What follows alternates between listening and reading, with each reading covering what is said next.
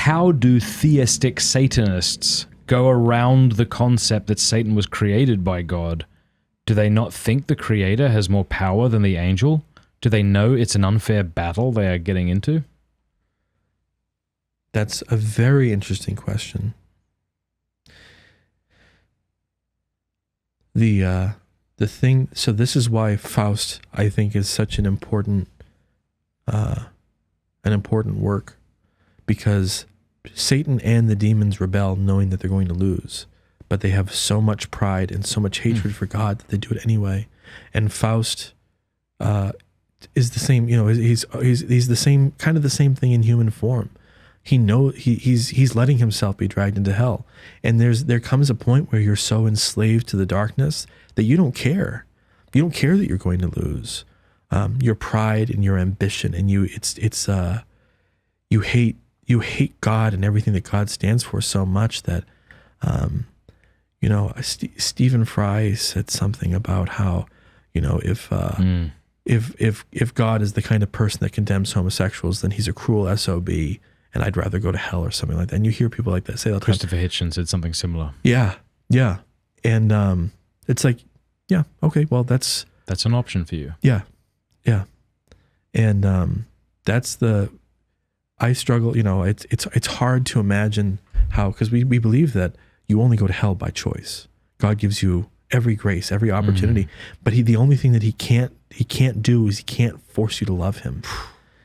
And if you choose to hate him, it's like, as C.S. Lewis says, God can't give you peace outside of himself. It's not there.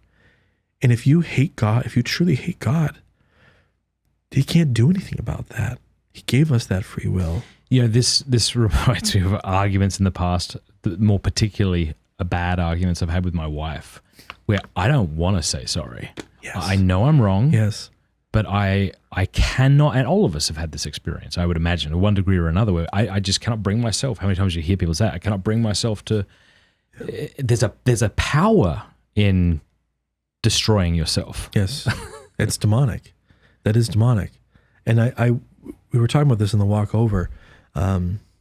I've never struggled with the problem of evil, just because it is, to me, it has been in my life the most powerful evidence of the supernatural. And having been so deep into it, little things like, I love the Jesus prayer. I've loved the Jesus prayer since I was an Anglican. It's my favorite thing to do. Physically, I find it so soothing. Intellectually, I find it so satisfying. And then obviously spiritually, I get something out of it every single time I say it. It's like a sword that won't blunt. Yeah. And but I don't say it as much as I should. And I whenever I say to myself, I should say a rope, right? But